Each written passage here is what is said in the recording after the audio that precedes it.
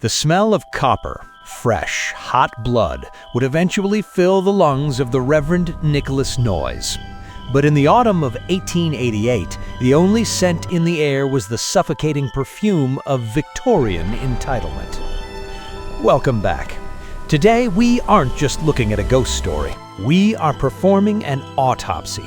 An autopsy of a murder committed not by a blade in a dark alley, but by the law itself. Imagine a world where a woman's no was considered a demonic incantation and a black woman's mastery of medicine was seen as a direct assault on the Crown's fragile ego. We begin at the iron gates of Highwood Estate. Highwood wasn't just land, it was a kingdom, and at its center stood Isolde Vane, a woman who was a glitch in the patriarchal clockwork of the 19th century. Isolde Vane was 48 years old, yet she possessed what the locals called a blessed longevity. Her skin had the translucent, unlined glow of a girl in her 20s. She was physically endowed with a statuesque grace that made the local wives whisper and the local men ache with a mixture of worship and resentment. She had done the unthinkable. She had fought her own kin in the high courts for this land, and she had won. But Isolde was dying. Inside the master suite of Highwood, the air was thick with the smell of lavender and decay. Isolde was drowning in her own lungs, a terminal ailment that made every breath a battle. Enter Dr. Halloway.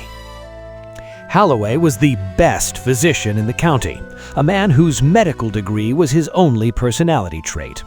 He viewed Isolde's body as a fortress he was failing to defend. He used leeches, he used prayer beads, he used bitter antimony, and with every failed treatment, his ego bruised. He didn't see a patient, he saw a blow to his reputation. But there was another man watching Isolde, Mayor Sterling. Sterling was a man whose soul was as soot-stained as his industrial chimneys. To him, Isolde wasn't a woman, she was a boundary dispute. He had made dozens of advances, low, oily whispers of matrimonial benefit, all of which Isolde had cut down with surgical precision. Sterling didn't want her heart, he wanted her deed, and he was beginning to manufacture a legal way to bury her under the very soil she owned. On a Tuesday night, the crisis peaked. Isolde's lungs seized. She was turning a terrifying shade of indigo.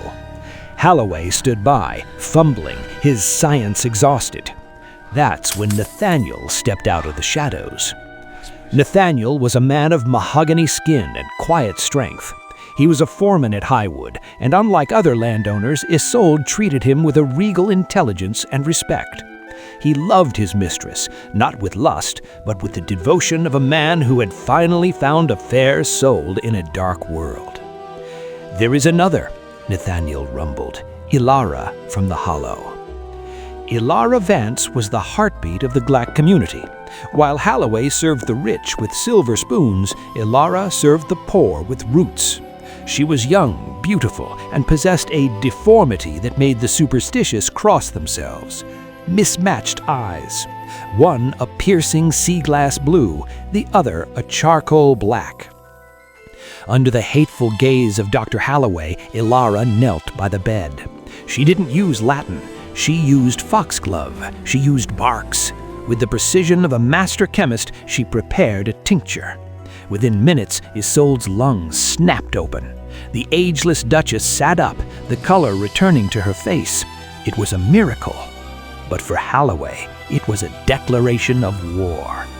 He watched Elara's skill displace his own. He watched a serf do what a doctor could not. As he left the room, his mind wasn't on the life saved, it was on the report he was about to take to the mayor. Let's look at the unholy triumvirate. In a mahogany-paneled room, 3 men met to kill the future. Mayor Sterling, driven by a white-hot, curdled obsession to own Isolde's land and break her body. Dr. Halloway, driven by a lethal professional jealousy, and Reverend Nicholas Noyes, the highest spiritual authority whose piety was a thin veil for greed. Sterling pushed 30 gold sovereigns across the table. The deal was simple. brand Elara a witch for her dual soul eyes and her devil's mixture, then brand Isolde a heretic for defending her. Noyes's fingers closed over the gold. He didn't see a crime, he saw a cleansing. These men weren't angry at the devil, they were angry that these women didn't need them. The trial was a fever dream of patriarchal insecurity. Isolde stood in the dock in midnight blue silk, her head held high.